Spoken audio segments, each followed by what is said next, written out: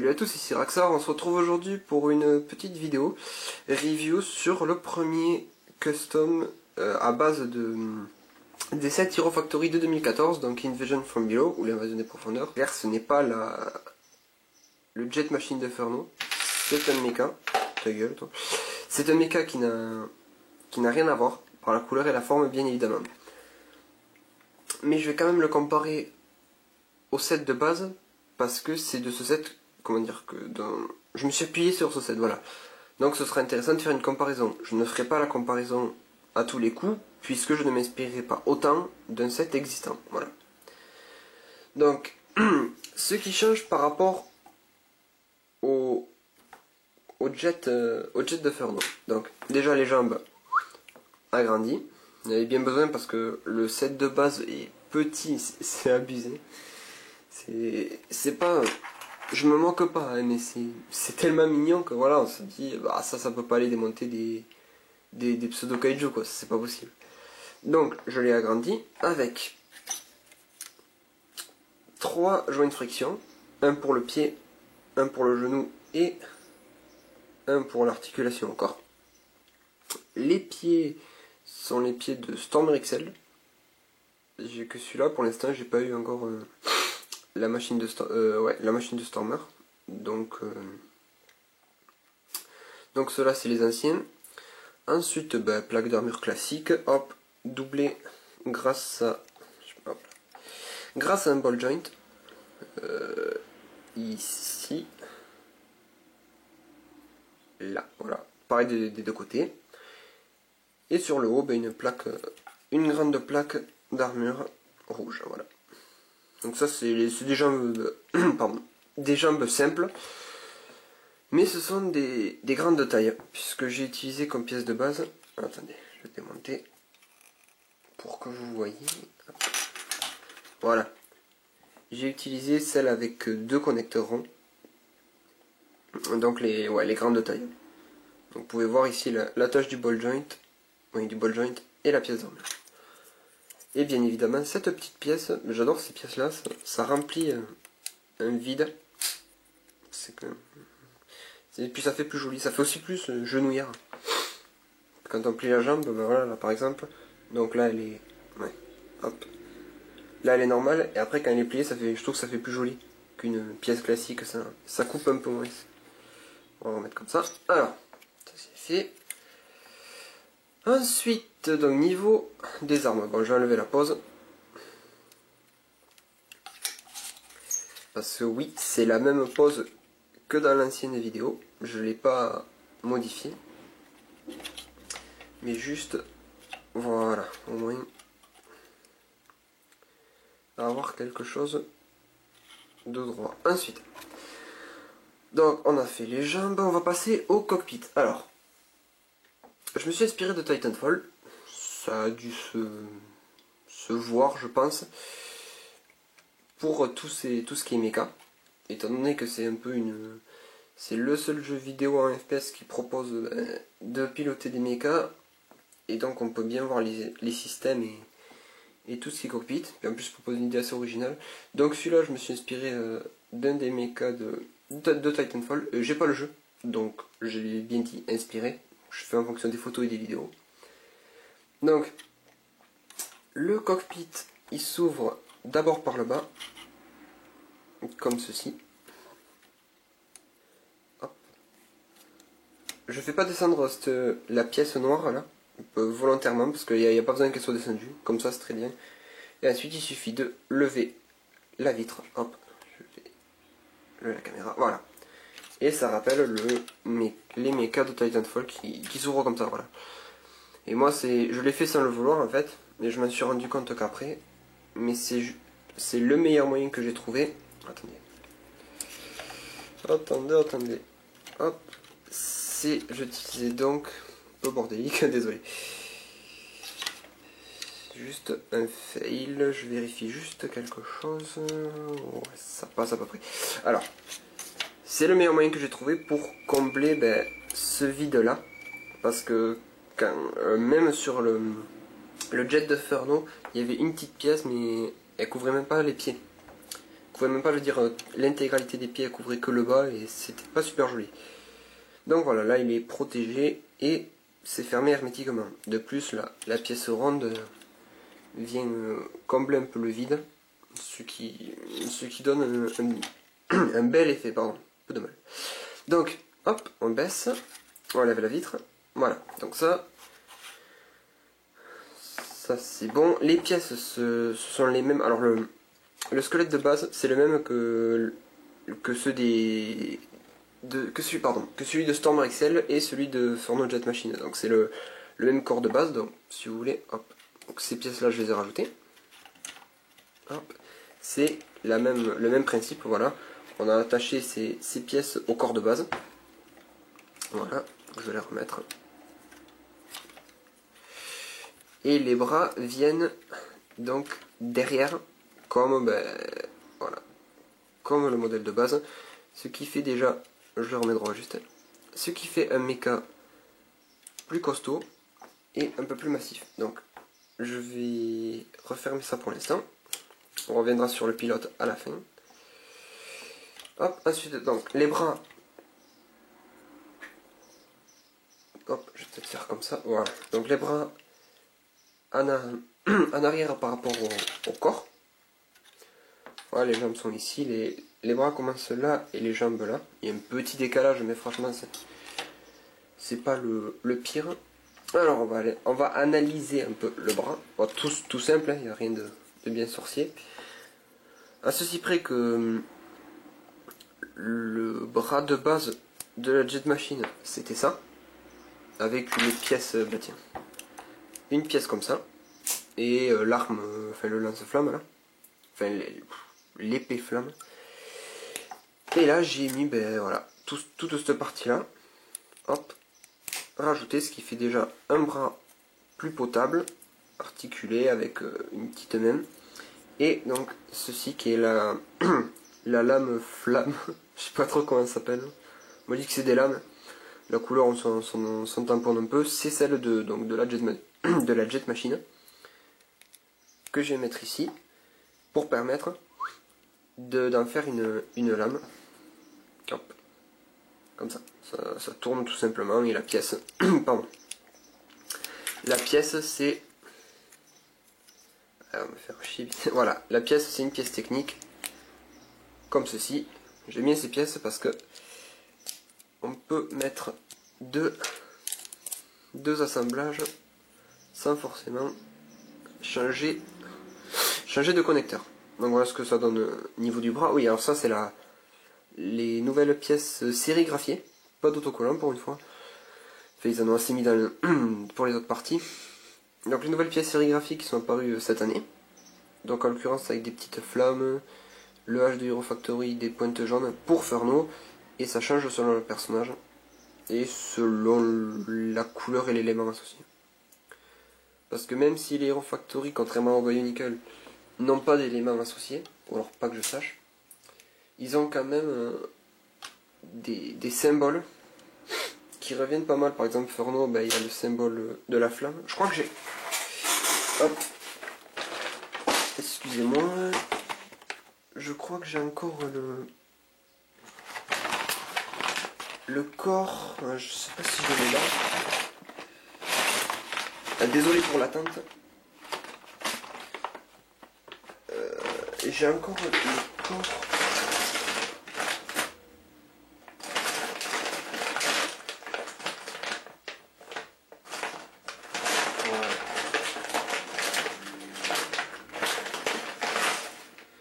Voilà, un peu bordélique, mais... désolé. Donc voilà, on retrouve le corps Breakout de Furno et on voit qu'il y avait déjà les flammes. Donc pour moi Furno ça a toujours été le feu, Stormer la glace, Bulk tout ce qui est pierre, métal, Surge l'électricité et aussi un peu l'eau, Brise tout ce qui est nature, donc plantes. Ouais, ou bois à la limite. Nex, ce serait tout ce qui est circuit imprimé, donc électronique. Et Evo, tout ce qui est mécanique. Voilà. Et Roca, Roca je sais pas, parce que le doré ça serait... ouais, c'est un peu bizarre. Enfin voilà. Donc on retrouve ces pièces avec quelques éléments sur tous les mechas Hero Factory. Et ça change selon les personnages. Donc le bras est le même de l'autre côté, bien évidemment. Niveau des armes, bon, ben, les lames et des pistolets automatiques. Donc réaliser une pièce technique, le chargeur, ou plutôt, attendez, plutôt comme ça, voilà. Excusez-moi, un petit peu mal à la gorge. Donc ça c'est le pistolet de base, et on vient y mettre le chargeur, voilà, tout simplement. Je me suis pas foulé là. Et donc l'avantage des petites mains, wow. Allô, hop, petit problème. Bien. Comme vous voulez le voir, on a eu un flou dégueulasse, je suis désolé. Donc l'avantage des mains, c'est qu'au moins on peut y poser, on peut y mettre ce pistolet et sortir la lame en même temps. Normalement, ça gêne pas. Voilà. Alors, ces pistolets, parce qu'il y en a deux, se rangent, je vais vous montrer dans le dos, ce qui va me faire une très bonne transition vers l'arrière. Voilà. Alors, l'arrière, on n'a plus l'espèce de barbecue portable qu'il a. D'ailleurs, je trouve que c'est bien, mais ils auraient pu trouver mieux pour meubler. Hop, on va se mettre comme ça. Ouais, plutôt comme ça. Donc, le pistolet vient tout simplement se mettre sur cette pièce-là. Vous voyez la même de l'autre côté. Comme ceci. Et voilà. On fait quelques ajustements. Et voilà donc ce que ça donne lorsqu'il a les deux pistolets dans le dos. Le dos, c'est tout simplement... On va enlever ça. Voilà. Le dos, c'est tout simplement un deuxième corps que j'ai attaché au corps principal. Là où à la base il y avait l'espèce de canette là. Je dois l'avoir ici. Hop. Là où il y avait ceci à la base, j'ai modifié avec un corps classique fin, donc pas de ball joint intermédiaire. Vous le voyez ici, le corps, c'est celui-là là. Où j'ai également rattaché cette l'apport pour le coup, hop, cette ceinture de pièces donc qui fait tout le tour, où vient s'attacher notamment la protection avant. Je vais vous le montrer. Voilà, ici on le voit là, et qui donc ça passe ensuite ici. Et derrière cette pièce là, alors attendez, on va essayer de l'enlever sans faire trop de casse. Voilà, il y a ce double connecteur creux qui vient empêcher le corps de trop bouger. Puisque avant je l'avais pas mis et c'est assez affreux quand ça bouge. Donc on referme. Déjà ça meuble le trou. Donc c'est pas mal. Je sais pas ce que je voulais dire, mais j'ai perdu le sens de ma phrase. Ensuite un plastron classique et par-dessus une pièce rouge trans avec ce meublage.